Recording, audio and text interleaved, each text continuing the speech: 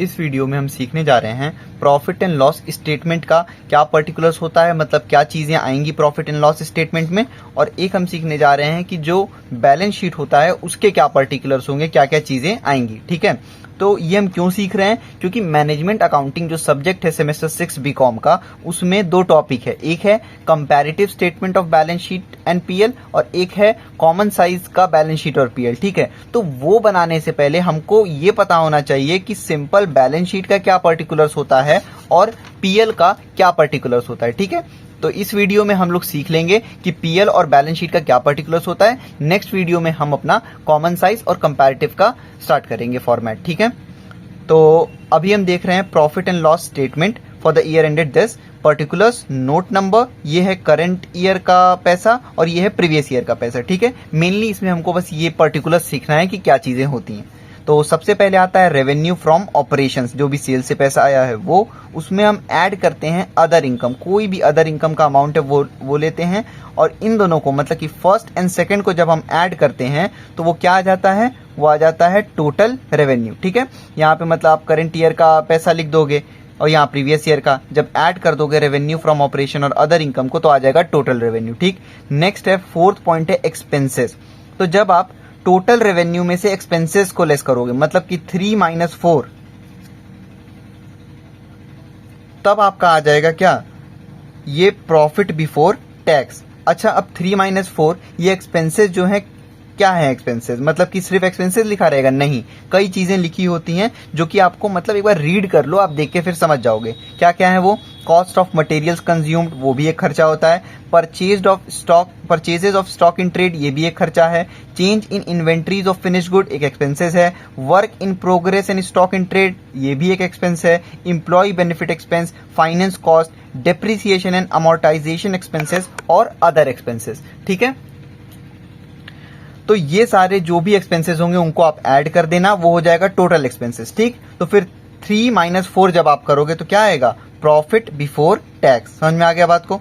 उसके बाद ये जो प्रॉफिट बिफोर टैक्स है, इसमें से आप टैक्स को लेस करोगे, जो भी टैक्स का परसेंटेज या अमाउंट दे रखा है उसके अकॉर्डिंग आप निकालोगे, और यहाँ पे जैसे प्रॉफिट बिफोर टैक्स में से टैक्स का अमाउंट लेस करोगे, तब आपका आ जाएगा प्रॉफिट और लॉस फॉर द पीरियड। ठीक है, इसी को कहते हैं प्रॉफिट आफ्टर टैक्स। ये पूरे फॉर्मेट का अगर आप स्क्रीनशॉट लेना चाहो आप ले सकते हो।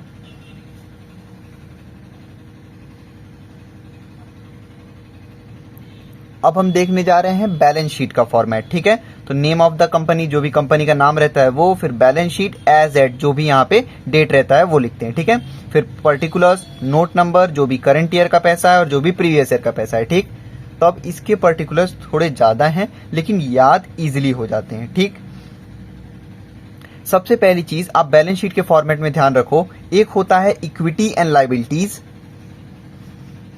ठीक है, और एक होता है असेट्स। तो पहले हम इक्विटी एंड लायबिलिटीज में देखेंगे क्या क्या आता है, मतलब ये बैलेंस शीट में ही आता है दोनों, लेकिन आप दो इसको पार्ट में डिवाइड कर लो। इक्विटी एंड लायबिलिटीज में 4 चीजें हैं, 1, 2, 3 एंड 4। ठीक है, ऐसे ही यहाँ पे एसेट्स में 2 चीजें हैं, एक है नॉन करेंट एसेट, एक है करेंट एसेट। ठीक, तो पहले हम इक्विटी एंड लायबिलिटीज देख लें, फिर आएंगे हम एसेट्स पे। तो इक्विटी एंड लायबिलिटीज में पहली चीज आती है शेयर होल्डर्स फंड, सेकंड है share application money pending allotment, फिर है नॉन करेंट लायबिलिटीज और लास्ट है करेंट लायबिलिटीज। ठीक, तो सबसे पहले शेयर होल्डर्स फंड में क्या क्या आता है, तो शेयर कैपिटल आता है, रिजर्व एंड सरप्लस आता है और money received against share warrants. ठीक है, जो भी अमाउंट होगा यहाँ पे करंट ईयर का, यहाँ पे प्रीवियस ईयर का। ठीक, उसके बाद फिर है सेकंड जो है वो अकेले है share application money pending on allotment. ठीक, वो भी कोई अमाउंट है तो यहाँ करंट ईयर का, यहाँ प्रीवियस ईयर का आ गया। ठीक, नेक्स्ट होता है नॉन करेंट लायबिलिटी और करंट लायबिलिटी।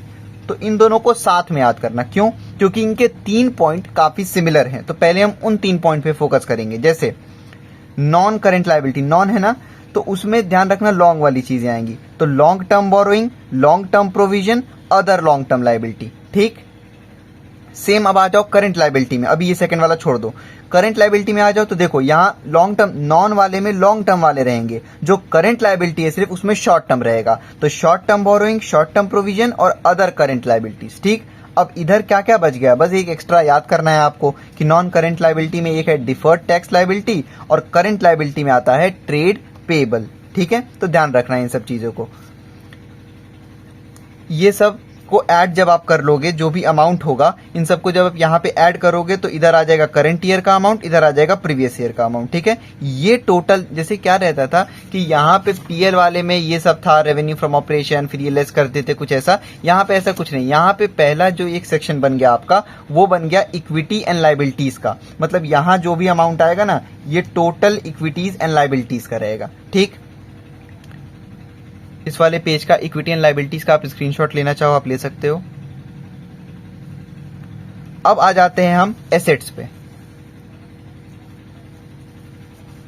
तो एसेट्स में जब हम देखेंगे तो एसेट्स में तो दो ही हैं, सबको पता है ये बात। एक होता है नॉन करेंट एसेट, एक होता है करेंट एसेट। ठीक, नॉन करेंट एसेट पहले देखते हैं।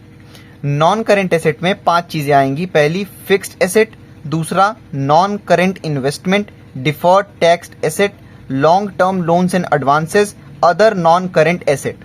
ठीक, फिक्स्ड एसेट में कुछ चीजें आएंगी और फिक्स्ड एसेट के भी अंदर सब हेड है, tangible assets, intangible assets, capital work in progress और इनटेंजिबल। ये 2 बार गलती से मैंने लिख दिया इनटेंजिबल एसेट्स।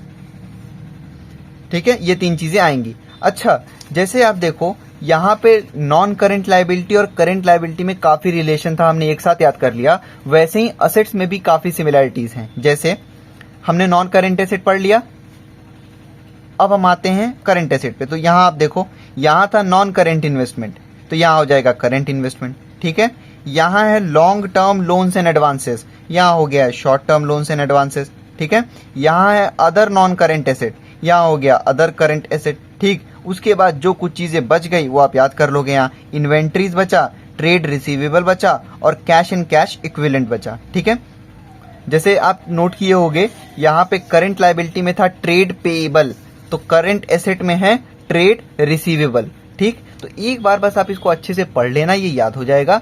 अब नेक्स्ट वीडियो में जो हम बात करेंगे वो बात करेंगे कि कॉमन साइज स्टेटमेंट और पीएल कैसे बनेगा और कंपैरेटिव का बैलेंस शीट और पीएल कैसे बनेगा। ठीक है।